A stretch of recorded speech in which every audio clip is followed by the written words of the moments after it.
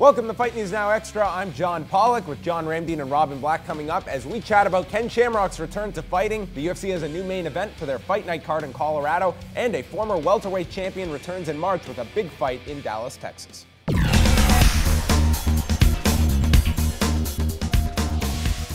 The UFC has announced a big welterweight fight for Dallas, Texas on March the 14th as former champion Johnny Hendricks will return after losing the title in December to meet Matt Brown in the night's co-feature. Brown was slated to fight on February the 14th, but his opponent Tarek Saffiedine fell out due to a groin injury, and the promotion was scrambling to find a new opponent and ended up going with Hendricks a month later. Meanwhile, with Matt Brown being taken off of the February 14th fight night card in Broomfield, Colorado, the new main event for that show will feature welterweights Brandon Thatch and Stephen Wonderboy Thompson. Thatch has been out of action since November of 2013 and returns after two sensational performances inside the octagon, while Thompson holds a 5-1 mark inside the UFC. And Ken Shamrock was a guest with Gabriel Morency on MMA Meltdown this week on Fight Network to chat about his pending bare-knuckle boxing debut, which is set for April in the UK against James Quinn McDonough. This is why I'm doing the bare-knuckle. It's back to the roots in which I enjoyed. When they first came out, the gloves, I hated it because it took away from the Gracie Jiu-Jitsu skill set, which means when they caught in your back, everybody would stand up and say the fight is over. And 99.5% of the time, the fight would be over. But because of the gloves, they're able to grab it, and more guys are able to escape that don't have a whole lot of skill to escape, but they just hang on to the glove. Heel hooks. Because of the way it wraps around your wrist, the big bulky part, you're not able to hook the heel with your wrist because it's so bulky, so you can't get into the ridge of the heel to be able to return it, so it completely negates heel hooks.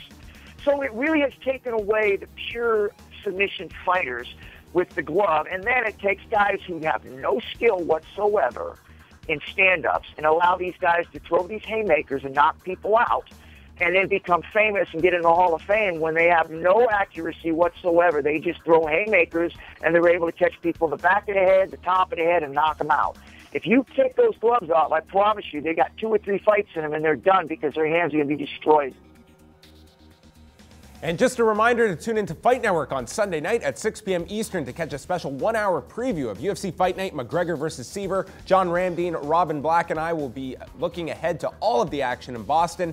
And to our Canadian viewers, keep it locked to Fight Network as we will be bringing you the live prelim fights starting at 7 p.m. Eastern Time.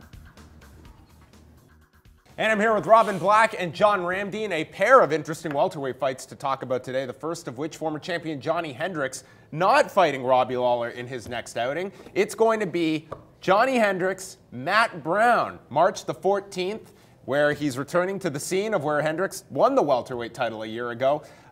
Interesting fight where Matt Brown was kind of in limbo after Tarek Saffiedine fell out. They couldn't find a new opponent for February 14th, but he wanted a top guy. He's getting it, albeit a month later. Yeah, I dig it. Obviously, we all love Matt Brown. Yeah. The guy's an exciting fighter. He comes out to knock out his opponent or submit his opponent. That's his mission.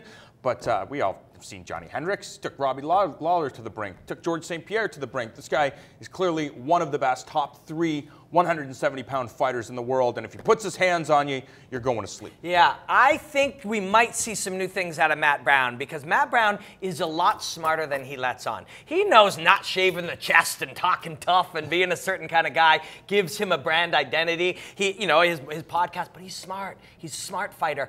And the fight with Lawler, in that fight, he found that just being tougher than everybody else and wanting it more than everyone else wasn't quite going to do it.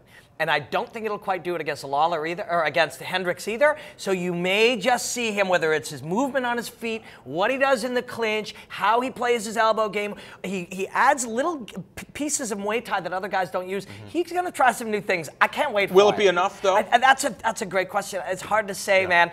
I think we will see a new Matt Brown. We'll see all the things that we like about him, but I think we're going to see some new things, and I think this fight's really, really interesting. So I'm not all that interested in Johnny Hendricks sometimes, but this time I really am, because Hendricks is the more accomplished fighter, but I think Matt Brown's going to feel like this is an opportunity. But when you look at them, when you're matching up their abilities, you kind of know what you're going to get from Johnny Hendricks. He's got specific skills that he brings to the game, and he doesn't really deviate from those things. We've seen the improvements from Matt Brown. He's more creative every time he gets in there. But because of Johnny Hendricks' his bread and butter style, the meat and potatoes, it will. I think it will be able to stop the stuff that Matt Brown and he needs brings a win. to the And how do you get it? You wrestle this guy down. You take him down and beat him up. And beat him up. Brandon Thatch, he'll be taking on Wonderboy Thompson now in the main event, where Matt Brown and Tarek Saffiedine were originally supposed to headline.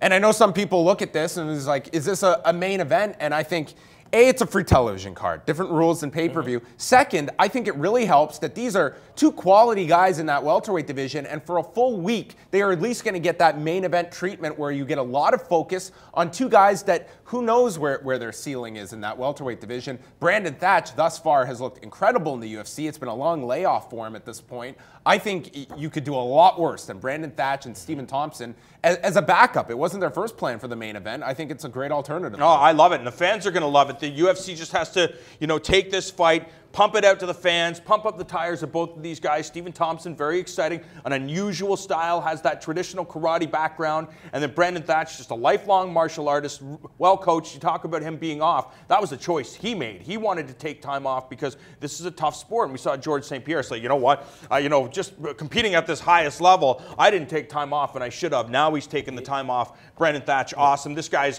he's gonna showcase, a different level to the world because, I think when you look at Brandon Thatch, the most important thing with his fighting style is he comes to entertain, he comes to finish. He is a dynamic fighter. Oh, yeah. I love this, too. I am in full agreement because the opportunity... Robin Black loves a fight. The opportunity... But specifically, it's a fight like this, though. Yeah, well, I do like most fights. But to get the opportunity to see two great young guys like this, given that chance, I think is phenomenal. 25 minutes of these guys is great. I love the fight because Stephen Thompson is, if you had to pick a guy and say, who do we think might be able to beat Brandon Thatch, at least Brandon Thatch of a year ago, it'd be a guy with good lateral movement, a guy who's circular, a guy who's hard to catch. And Stephen Thompson's definitely that. Thatch did take a year off. I think he was injured as well, but he chose that time off. He fought Paulo Thiago, and at that high level, he fought the way he always fought, which is put your chin down and believe in your offense over his and just gunfight it out. And he won that fight. And I think he walked out of that cage and said, I can't just win these fights against these elite guys just by wanting it more.